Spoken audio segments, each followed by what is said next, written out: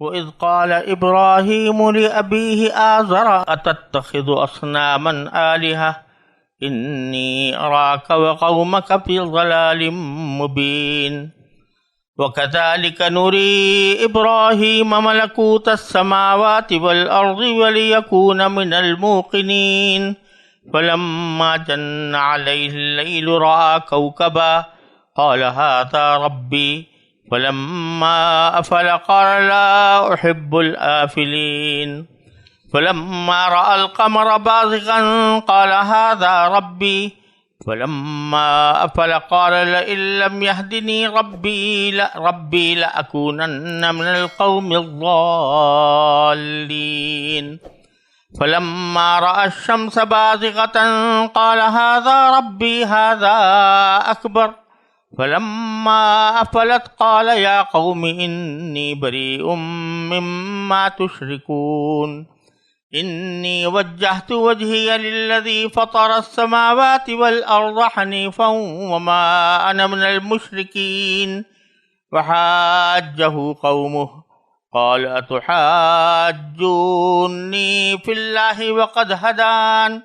وَلَا أَخَافُ مَا تُشْرِكُونَ بِهِ إِلَّا أَن يَشَاءَ رَبِّي شَيْئًا وَسِعَ رَبِّي كُلَّ شَيْءٍ عِلْمًا أَفَلَا تَتَذَكَّرُونَ وَكَيْفَ أَخَافُ مَا أَشْرَكْتُمْ وَلَا تَخَافُونَ أَنَّكُمْ أَشْرَكْتُم بِاللَّهِ مَا لَمْ يُنَزِّلْ بِهِ عَلَيْكُمْ سُلْطَانًا فَأَيُّ الْفَرِيقَيْنِ أَحَقُّ بِالْأَمْنِ إِن كُنتُمْ تَعْلَمُونَ۔ ان آیات سے پہلے جو ذکر چل رہا تھا وہ توحید کے دلائل بیان کرنا تھا اور شرک کی تردید، خاص طور پر اہل عرب جس شرک میں مبتلا تھے اس کی تردید پچھلی آیات میں تفصیل کے ساتھ ہوئی ہے اور ان کے شبہات کا بھی جواب دیا گیا ہے۔ اب اللہ تبارک و تعالی نے حضرت ابراہیم علیہ السلام کا ذکر فرمایا ہے۔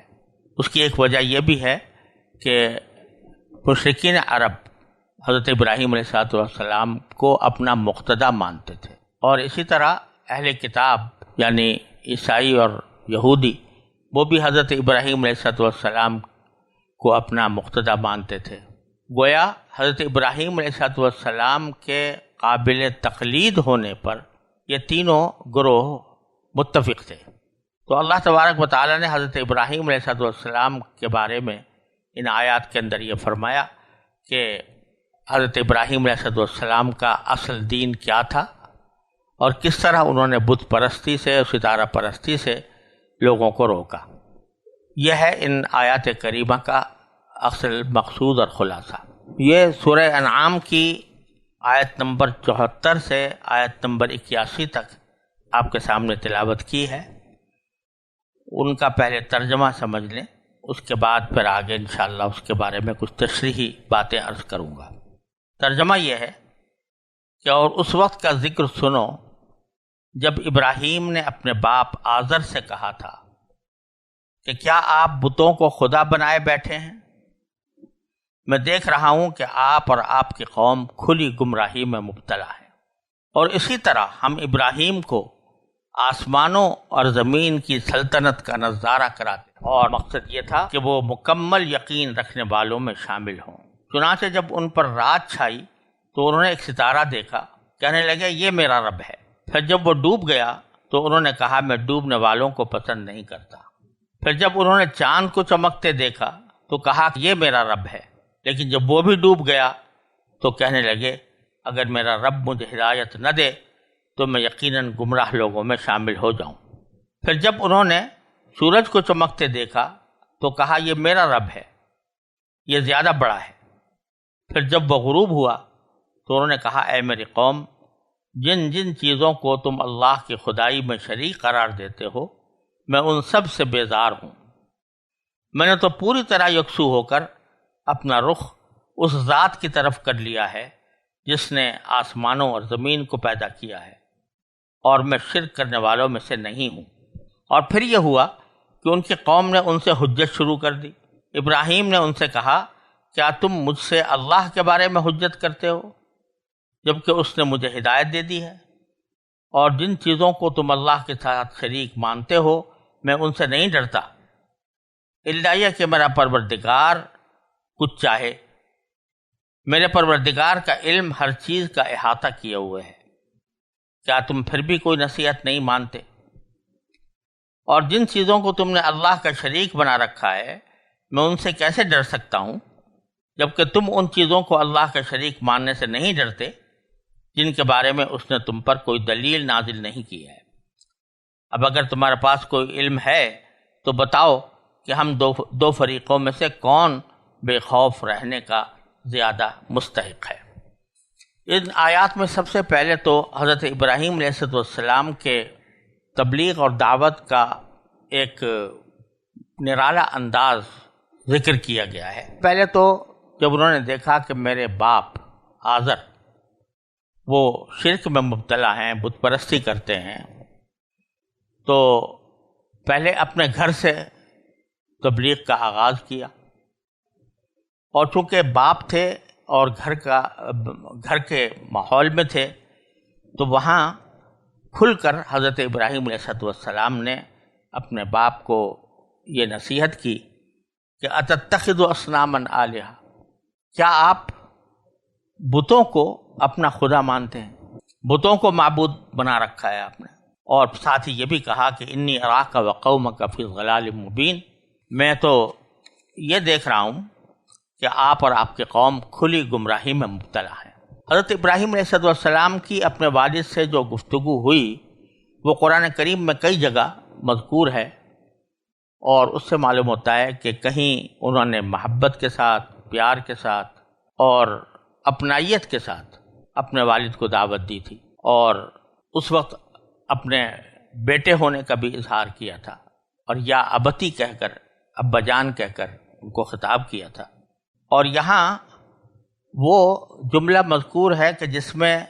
ذرا زیادہ کچھ سختی معلوم ہوتی ہے، کہ پہلے تو یہ کہا کہ کیا آپ بتوں کو خدا بنائے بیٹھے ہیں، اور ساتھ ہی واضح الفاظ میں یہ بھی کہہ دیا کہ میں تو یہ دیکھ رہا ہوں کہ آپ بھی اور آپ کی قوم بھی ایک کھلی گمراہی میں مبتلا ہے۔ بظاہر یہ دعوت جو اپنے باپ کو دی تھی وہ مختلف مدارج سے گزری، جس میں محبت کا بھی انداز تھا، اپنائیت کا بھی انداز تھا، خیرخواہی کا بھی انداز تھا، اور بالآخر جب انہوں نے اس نصیحت کو قبول نہ کیا تو پھر ان کو کھلے الفاظ میں کہہ دیا کہ میں آپ کو گمراہی کے حالت میں دیکھ رہا ہوں اور آپ کی قوم کو بھی۔ اور اس وقت جو یہ بات کہی تو اللہ تبارک و تعالیٰ فرما رہے ہیں کہ یہ جو کچھ بھی حضرت ابراہیم علیہ السلام نے دعوت و تبلیغ کی وہ در حقیقت اس وجہ سے تھی کہ ہم نے ان کو وہ بصیرت عطا کر دی تھی کہ جس کے نتیجے میں وہ آسمان و زمین کی جتنی مخلوقات ہیں اور اس پر اللہ تعالیٰ کی جو بادشاہی ہے اس کو وہ ایک طرح سے کھلی آنکھوں دیکھتے تھے۔ وَكَذَلِكَ نُرِي إِبْرَاهِيمَ مَلَكُوتَ السَّمَاوَاتِ وَالْأَرْضِ، یعنی ہم ابراہیم کو اسی طرح آسمانوں اور زمین کی سلطنت کا نظارہ کراتے تھے۔ یہ نظارہ صرف آنکھوں سے دیکھنے کی بات نہیں ہے، بلکہ آنکھوں سے تو بہت سے لوگ دیکھتے ہیں کہ آسمان ہے اور زمین ہے اور ستارے ہیں اور سیارے ہیں، لیکن حضرت ابراہیم علیہ السلام کو اللہ تبارک و تعالی نے یہ ایک علم عطا فرمایا تھا کہ وہ ان سب کو پر غور کر کے بالآخر اس نتیجے پر پہنچتے تھے کہ اس ساری کائنات کا مالک حقیقی اللہ تبارک و تعالی ہے۔ اور یہاں اللہ تبارک و تعالی نے یہ نہیں فرمایا کہ وَكَذَلِكَ أَرَيْنَا إِبْرَاهِيمَ، کہ ہم نے ابراہیم علیہ السلام کو دکھایا نظارہ آسمان و زمین کی بادشاہی کا، بلکہ فرمایا نوری، ہم دکھاتے ہیں یا دکھاتے تھے ابراہیم علیہ السلام کو آسمان و زمین کی بادشاہی کا نظارہ۔ دکھاتے تھے میں یہ بات داخل ہے کہ اللہ تبارک و تعالیٰ کی عظمت، اس کے جلال، اس کی کبریائی، یہ ایسی چیز ہے کہ ایک لمحے میں آدمی وہ ساری کچھ نہیں دیکھ سکتا، سارا کچھ تو کبھی بھی نہیں دیکھ سکتا، لیکن تدریج کے ساتھ اور رفتہ رفتہ انسان اللہ تبارک و تعالیٰ کی ان نشانیوں پر متنبع ہوتا ہے جو اللہ تعالیٰ نے پوری کائنات میں پھیلائی ہوئی ہے۔ تو مطلب یہ تھا کہ ایک مرتبہ اللہ جل جلالہ کے خالق ہونے اور مالک ہونے پر یقین کرنے کے بعد بھی انسان اللہ تبارک و تعالیٰ کی صفات جلال و جمال و کمال، وہ اللہ تبارک و تعالیٰ کی ان صفات کو اللہ تعالیٰ مسلسل ان کو دکھایا جاتا تھا، اور جتنا جتنا اللہ تبارک و تعالیٰ کی قدرت کے بارے میں، ان کی آپ کی عظمت کے بارے میں، جلال کے بارے میں انسان غور کرتا ہے، اتنا ہی وہ اللہ تعالیٰ کی معرفت میں ترقی کرتا ہے۔ اسی کو صوفیاء کرام نے ان الفاظ میں تعبیر کیا ہے کہ ایک سیر الی اللہ ہوتی ہے اور ایک سیر فی اللہ ہوتی ہے۔ سیر الی اللہ کے معنی یہ ہے کہ انسان رفتہ رفتہ مخلوقات کو دیکھ کر یا دلائل کو دیکھ کر اللہ تعالیٰ تک پہنچ جائے۔ پہنچ جانے کے معنی یہ کہ اس بات کا اس کو یقین حاصل ہو جائے کہ اللہ تبارک و تعالیٰ ہی اس کائنات کے خالق و مالک ہیں، لیکن اس کے نتیجے میں ایمان لے آیا، اور ایمان لا کر اللہ تعالیٰ کی قدرت و عظمت پر پورا یقین ہو گیا۔ لیکن یقین کے باوجود اللہ تعالیٰ کی مکمل معرفت وہ ایک لامتناہی چیز ہے۔ تو ایمان لانے تک جو سفر انسان نے کیا وہ سیر الی اللہ کہلاتا ہے، اللہ تعالیٰ تک پہنچ جانا۔ لیکن پہنچنے کے بعد اللہ تبارک و تعالیٰ کی صفات جلال و جمال و کمال اور قدرت اور علم، ان سب صفات کے بارے میں انسان جتنا سوچتا ہے اتنا ہی اللہ تبارک و تعالیٰ کی معرفت کے قریب پہنچتا ہے۔ اس کو سیر فی اللہ کہتے ہیں، یعنی اللہ تبارک و تعالیٰ کے صفات پر انسان غور کرتا جائے تو جوں غور کرتا جائے گا اس کی معرفت بڑھتی چلی جائے گی۔ تو یہاں نوری کا لفظ استعمال کر کے اللہ تبارک و تعالیٰ سیر فی اللہ کی طرف بظاہر اشارہ فرما رہے ہیں کہ صرف اتنا نہیں ہے کہ ایک مرتبہ دیکھ کر وہ ایمان لے آئے، بلکہ کذالک نوری، ہم ان کو دکھاتے رہتے تھے، ابراہیم علیہ السلام کو آسمان و زمین کی بادشاہی، یعنی اللہ تبارک و تعالیٰ کی صفات عظمت و جلال اور اس کے مظاہر پر حضرت ابراہیم علیہ السلام غور کرتے ہوئے سیر فی اللہ کے سفر میں تھے۔ وَلِيَكُونَ مِنَ الْمُوقِنِينَ، اور تاکہ وہ مکمل یقین کرنے والوں میں ہو جائیں۔ ایک تو ہوتا ہے ایمان لے آنا، ایمان کے معنی بھی یقین ہی کے ہوتے ہیں ایک طرح سے، لیکن یقین کے بھی مختلف درجات ہیں۔ ایک یقین وہ ہے کہ ایمان تو لے آئے ہیں، لیکن وہ کبھی کبھی اس میں وسوسے آ جاتے ہیں، اور اس وسوسے کی وجہ سے آدمی تھوڑا پریشان رہتا ہے۔ لیکن جب ایمان اس درجہ قلب میں راسخ ہو جائے کہ اس پر کوئی وسوسہ بھی وارد نہ ہو، تو یہ ایقان کے درجے تک پہنچتا ہے۔ تو یہاں فرمایا کہ ہم یہ جو کچھ نظارے کراتے تھے ابراہیم علیہ السلام کو، یہ اس کا ایک مقصد یہ تھا کہ ان کے اندر وہ ایقان کی کیفیت پیدا ہوتی چلی جائے، اطمینان قلب اس درجہ ہو جائے کہ وسوسوں سے بھی وہ دور ہو جائے۔ یہاں یہ بات بھی قابل ذکر ہے کہ یہاں وَلِيَكُونَ مِنَ الْمُوقِنِينَ فرمایا گیا ہے، لفظی ترجمہ اس کا یہ ہے کہ اور تاکہ وہ یقین کرنے والوں میں شامل ہو جائے۔ اور سے پہلے جو معطوف علیہ ہے وہ یہاں پر موجود نہیں ہے، اور بظاہر محذوف اس لیے ہے کہ یہ بات سیاق کلام سے معلوم ہو رہی ہے کہ ہم نے ان کو آسمان و زمین کی بادشاہی اس لیے دکھائی تھی تاکہ وہ اپنی قوم پر حجت تام کر سکے، اور تاکہ خود بھی یقین کرنے والوں میں ہو جائیں۔ اس کے نتیجے میں انہوں نے ایک دلچسپ مظاہرہ کیا اپنی قوم کے ساتھ۔ پیچھے اپنے باپ کو تبلیغ کی تھی، اور اس کے بعد جب قوم سے تبلیغ کرنے کا مرحلہ آیا تو وہاں پر اس طرح کے الفاظ استعمال نہیں کیے فوراً جو حضرت ابراہیم نے اپنے باپ کے لیے کیے تھے کہ انی اراک و قومک فی ضلال مبین، بلکہ ان کو تدریجاً حکمت کے ساتھ حق تک پہنچانے کے لیے ایک لطیف طریقہ اختیار کیا۔ وہ یہ کہ جب ان پر رات چھائی، یعنی رات آ گئی، تو رآ کوکبا، انہوں نے ایک سیارے کو دیکھا۔ ستارے کے لیے لفظ نجم بھی آتا ہے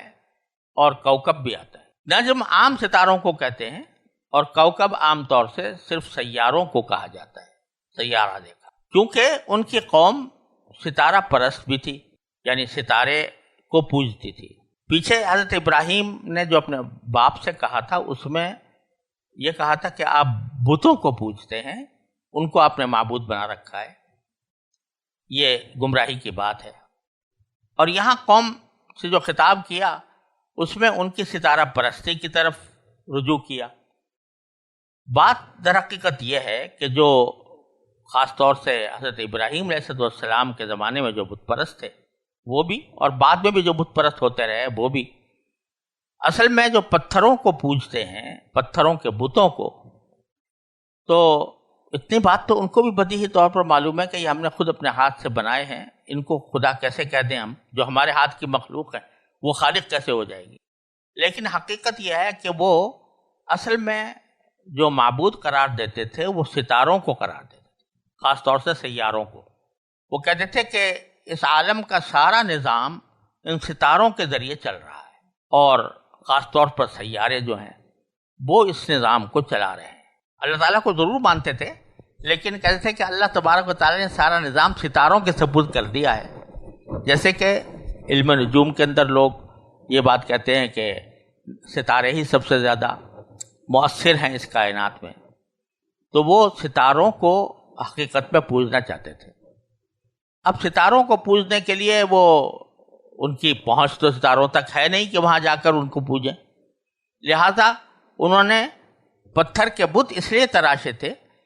کہ ان کو ایک طرح سے انہوں نے اس سیاروں کا ایک متمثل وجود قرار دے دیا تھا کہ یہ فلاں ستارے کا وجود ہے، یہ فلاں ستارے کا وجود ہے، یہ فلاں ستارے کا وجود ہے۔ تو اس واسطے اصل بنیاد تھی ستارہ پرستی، جو پھر بعد میں بت پرستی کی طرف منتقل ہو گئی۔ لہذا حضرت ابراہیم علیہ السلام نے جب اپنی قوم کے ساتھ مناظرے کی یا بحث کی یا ان کو تبلیغ کی ابتدا کی، تو انہوں نے اس ستارہ پرستی پر ضرب لگانے کی ضرورت سمجھی کہ پہلے ستارہ پرستی کو اگر باطل کر دیا جائے تو پھر یہ بت پرستی خود بخود باطل ہو جائے گی۔ لہٰذا جب رات کا وقت آیا تو انہوں نے ایک ستارہ دیکھا، سیارہ دیکھا، تو اس کو دیکھ کر اپنی قوم کے سامنے یہ کہا کہ ھذا ربی، یہ میرا پروردگار ہے۔ بظاہر تو یہ کلمہ کفر کا ہے، لیکن در حقیقت یہ کہا جا رہا ہے کہ بقول تمہارے وقول، تمہارے عقیدے کے مطابق یہ میرا پروردگار ہے۔ تو خدا نخواستہ یہ مقصد نہیں تھا کہ وہ خود اپنے اعتقاد کا اظہار کر رہے ہوں، بلکہ مخاطبوں کے اعتقاد کو انہوں نے اس طرح تعبیر کیا کہ تمہارے قول کے مطابق چلو میں مان لیتا ہوں بفرض محال کہ یہ میرا پروردگار ہے، کہہ دیا۔ کچھ عرصے کے بعد وہ ڈوب گیا ستارہ، فلما افلا، جب وہ ڈوب گیا تو قال اللہ احب الآفلین، تو انہوں نے کہا بھائی میں ڈوبنے والوں کو تو پسند کرتا نہیں۔ کیا معنی کہ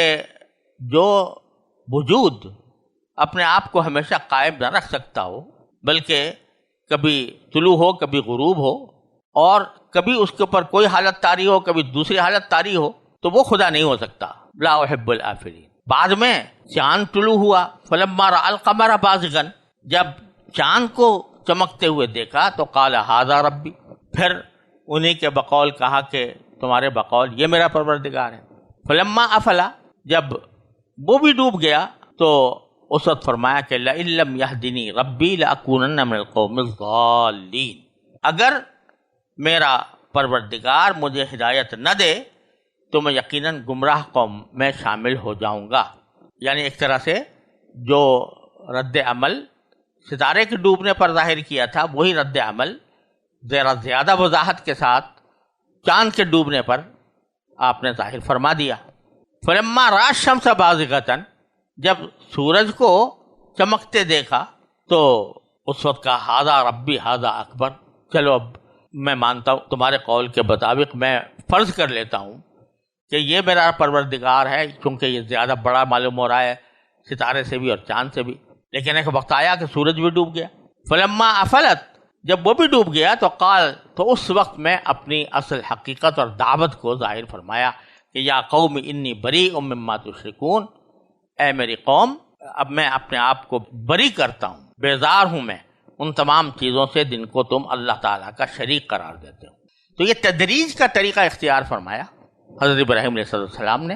یہ حکمت کا طریقہ کہ کوئی یہ نہ سمجھے کہ میں نے ایک دم سے جو کچھ تم کر رہے تھے سب کو بالکل ہی شروع سے ہی باطل سمجھ لیا تھا، لہذا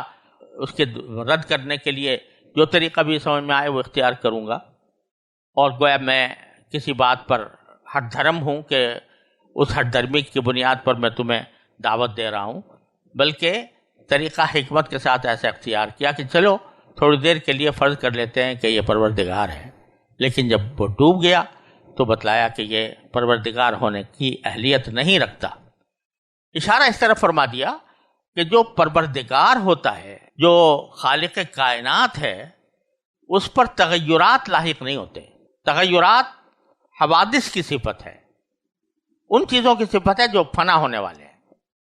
اور جو خدائے واحد و قہار ہے اس میں کوئی تغیر نہیں آتا، نہ تغیر آ سکتا ہے۔ خدا تو وہی ہوگا جس کے اوپر کوئی تغیر طاری نہ ہو، وہ جیسا ہے ویسا ہی ہے اور ویسا ہی رہے گا، اس میں کوئی تبدیلی نہیں آ سکتی۔ تو جب یہ بات ان کے اوپر ایک واضح کر دی، پھر آنکھوں سے دکھا کر، تو پھر بعد میں بڑے خوبصورت انداز میں فرمایا کہ انی وجہت وجہی للذی فطر السماوات والارض، میں نے تو اپنا رخ کر لیا ہے اس ذات کے لیے کہ جس نے آسمان و زمین کو پیدا کیا، اور میں نے یہ کام یکسو ہو کر کیا، حنیفاً، یعنی بالکل یکسو ہو کر۔ اب میرے دل میں کوئی اور وسوسہ بھی نہیں ہے، بلکہ میں پوری دل جمی کے ساتھ اللہ تبارک و تعالیٰ کی طرف رخ کرتا ہوں، وما انا المشرکین، اور میں مشرکوں میں شامل نہیں۔ یہاں ایک بات قابل غور یہ ہے کہ انی وجہت وجہیہ للذی فطر السماوات، جب ہم یہ کہتے ہیں کہ ہم نے فلاں کی طرف رخ کر لیا، تو عام طور سے عربی زبان میں اس کے لیے الی استعمال ہوتا ہے۔ انی وجہت وجہیہ الی الذی فطر السماوات ہونا بظاہر چاہیے تھا کہ میں نے اپنے چہرے کا رخ اس ذات کی طرف کر لیا ہے جس نے آسمان و زمین پیدا کیے، لیکن یہاں لفظ استعمال ہوا ہے للذی، اس کے لیے کر لیا۔ وجہ اس کی یہ ہے کہ اگر الہ کہا جائے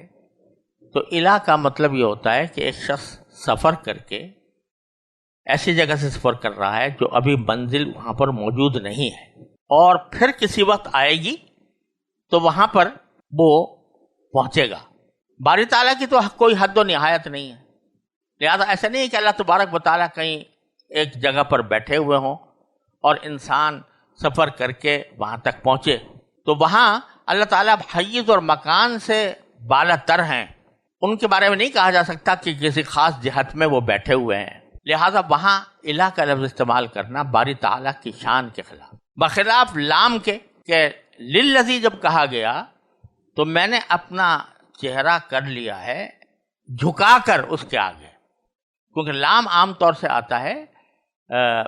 جب کسی چیز کو جھکایا جاتا ہے تو اسلم لہو تو کہا جاتا ہے اسلمت لرب العالمین، تو